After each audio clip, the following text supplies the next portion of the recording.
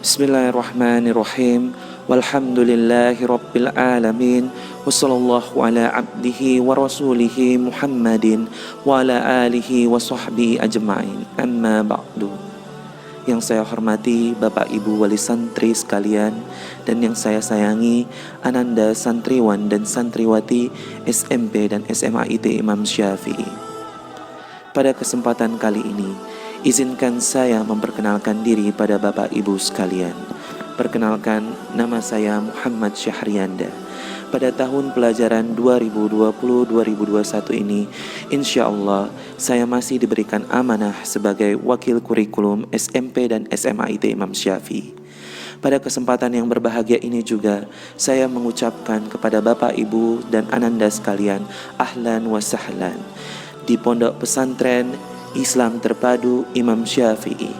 Meskipun raga kita tidak berjumpa secara langsung, insya Allah Bapak Ibu sekalian serta Ananda semuanya sudah menjadi bagian keluarga besar kami di Yayasan Al-Kahfi Batam, khususnya di PPIT Imam Syafi'i. Qadarullah, di era pandemi COVID-19, PPIT di tahun ajaran baru ini masih menerapkan pembelajaran online atau pembelajaran dalam jaringan yang akan dirancanakan mulai tanggal 20 Juli sampai akhir Agustus 2020. Kita berdoa bersama, semoga pandemi ini cepat berlalu dan santri sekalian semuanya bisa langsung bertemu dengan guru serta teman-temannya dalam menuntut ilmu di jalan yang syar'i. Bapak Ibu sekalian yang saya hormati, adapun pembelajaran online di PPIT khususnya unit SMP dan SMA IT Imam Syafi'i memiliki target, yaitu bakat sama. Di sini siswa akan dituntut untuk memiliki karakter baik yang sesuai dengan ajaran Islam dan membentuk pola pikir ilmiah serta melatih kemampuan berbahasa yang baik dan benar. Adapun muatan pembelajarannya yaitu terdiri dari 3 hal, yaitu karakter yang dibentuk dengan pendidikan diniyah yang terdiri dari mapel akidah, sirah, fikih, serta tafizul Quran. Kemudian pola pikir ilmiah dibentuk dari mapel-mapel pendidikan sains dan teknologi seperti fisika, biologi, kimia, matematika, dan TIK. Kemudian muatan pembelajaran yang lainnya itu adalah kemampuan berbahasa, di mana di sini sebagai alat komunikasi dan seni untuk menawarkan ide atau gagasan yang dimiliki oleh setiap individu yang akan dibentuk melalui pembelajaran bahasa Indonesia, bahasa Arab, dan bahasa Inggris. Nantinya semua ini pelajarannya akan saling keterkaitan satu sama lain. Jadi satu pembelajaran akan mengkaitkan semuanya target ini: bahasa, karakter, teknologi, sains, serta matematika. Adapun mata pembelajaran yang akan diajarkan secara daring online dibagi ke dalam beberapa kelompok mapel, yaitu agama, umum, bahasa, dan Al-Quran. Untuk tingkat SMP kelas 7 sampai 9 akan diajarkan 13 mapel, dan untuk SMP kelas 10 dan 12 akan diajarkan 14 mapel, serta untuk kelas 11 akan diajarkan 16 mapel online. Mapel-mapel ini sudah kami susun selaku pihak kurikulum berdasarkan target serta sesuai muatan yang akan dicapai santriwan dan santriwati seperti slide sebelumnya. Nah, adapun mapel-mapelnya sebagai berikut.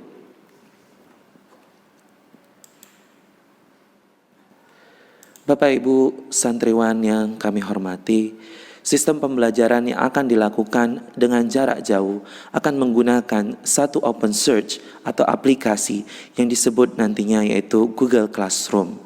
Google Classroom ini nantinya akan terintegrasi dengan berbagai media online seperti Google Meet, YouTube, Quizzes, dan lain sebagainya. Pembelajaran yang diberikan dengan cara siswa mengakses satu open search saja, yaitu Google Classroom, yang nantinya di situ akan terkait materi, tugas, dan ujian. Kita lanjut, materi yang berikutnya itu adalah pemberian materi. Nah, tahapan pemberian materi adalah sebagai berikut. Terdiri dari yang pertama, yaitu setiap guru wajib membuat atau memposting materi dalam bentuk tulisan atau gambar, yaitu mind map, suara, ataupun video. Kemudian akan melakukan yang namanya streaming tanya jawab. Setiap guru wajib melakukan pertemuan live streaming minimal sekali dalam setiap 2 kali pemberian materi. Dan pertemuan ketiga serta kelipatannya. Untuk memfasilitasi siswa dalam hal kendala dan memahami materi ataupun dalam permasalahan lainnya yang dialami siswa. Untuk streaming tanya jawab kita akan menggunakan nantinya yaitu Google Meet. Berikutnya, kita juga akan melakukan yang namanya konseling online. Jadi setiap guru wajib siap melayani siswa terkait masalah pribadi melalui chat personal yang ada di aplikasi pembelajaran jarak jauh. Di sini guru akan berperan sebagai konselor. Materi online itu bisa diakses full time. Jadi ketika materi diberikan di Google Classroom, maka siswa dapat mengaksesnya sepanjang 1 tahun pembelajaran. Di sini peran orang tua itu sangat penting, yaitu memonitor pembelajaran yang dilakukan peserta didik atau siswa selama nantinya berada di rumah. Kemudian peran siswa di sini adalah berperan aktif mengikuti pembelajaran siswa secara online, di mana nantinya itu harus jujur serta disiplin. Baik Bapak Ibu sekalian, kita lanjut ke slide yang berikutnya. Sebelum ke tahap penjelasan alur pembelajaran daring, berikut ini dibagi 2 jenis kelompok mapel yang akan diajarkan berdasarkan pertemuannya dalam sepekan. Baik, Bapak Ibu sekalian, di sini ada kelompok mapel A yang mana itu diajarkan 2 kali pertemuan dalam 1 pekan. Nah, mapel-mapel ini terdiri dari mapel umum yaitu MTK, Biologi, Kimia, Fisika, Bahasa Inggris, Bahasa Indonesia, IPA terpadu dan IPS terpadu, serta mapel Bahasa Arab. Nah, berikutnya ada 1 kali pertemuan dalam sepekan, ini kelompok mapel B. Mapel B ini akan diajarkan 1 pekan 1 kali pertemuan, yaitu Sejarah Indonesia, Mapel Diniyah yang terdiri dari Akidah, Fikih, Hadis, Tarikh, Usul Fikih, Usul Tafsir, Mustalah Hadis, Qawaid Fikih, Faraid, Quran Hadis, Akhlak, dan Mapel Bahasa yang terdiri dari Nahwu, Shorof, dan Balaghah. Kesemua mapel ini baiknya tidak semua diajarkan di setiap jenjangnya. Jadi nantinya Bapak Ibu sekalian akan memperoleh jadwal belajar, dan jadwal belajar akan disesuaikan dengan kelas 7, 8, 9 sesuai dengan jenjangnya masing-masing. Jadi Ananda sekalian dapat mengetahui mapel-mapel apa yang akan dipelajari Ananda setiap harinya. Nah, ini adalah kelompok mapel A dan mapel B berdasarkan jumlah pertemuannya. Baik, kita lanjut slide berikutnya. Di slide berikutnya akan dijelaskan alur pembelajaran daring. Nah, Bapak Ibu sekalian, di sini materi akan diberikan pada minggu pertama untuk kelompok mapel A berdasarkan pertemuan. Nah, pada mapel A ini ya akan diberikan nanti materi di Google Classroom, di mana materi tersebut nanti bisa saja itu file yang berupa Microsoft Word ataupun PPT, slide PowerPoint, mind mapping, voice recorder ataupun voice yang nantinya seperti mapel-mapel Diniyah, kemudian juga bisa video pembelajaran yang akan menyematkan link YouTube ataupun nanti bahan ajar atau modul ajar yang sudah disusun dalam bentuk PDF. Ini semua akan diakses siswa melalui aplikasi Google Classroom. Sementara nantinya mapel B yang akan memberikan materi itu akan memberikan materi sampai pekan kedua. Sementara pekan ketiganya itu nanti akan memasuki tahap yang berikutnya.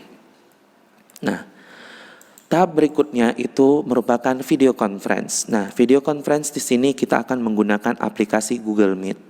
Nah, pada tahap ini ya dilakukan diskusi tanya jawab di mana guru akan mengatur jadwal ya, guru mapel akan mengatur jadwal untuk video conference kepada siswa. Untuk mapel-mapel A itu video conference akan dilakukan di pekan kedua. Sementara untuk mapel-mapel B akan video conference dilakukan di pekan ketiga. Nah, untuk mekanismenya bagaimana siswa bisa melakukan video conference nantinya akan dijelaskan di video tutorial berikutnya. Nah, langkah selanjutnya adalah pemberian tugas. Jadi setelah dilakukan pemberian materi, kemudian setelah dilakukan video conference, diskusi tanya jawab segala macam, maka akan dilakukan yang namanya tugas. Tugas di sini akan diberikan di Google Classroom yang nantinya akan terintegrasi dengan media Google Form ataupun media Quizzes. Nah, untuk akses Google Form atau Quizzes itu akan dijelaskan lebih detailnya pada tutorial pembelajaran.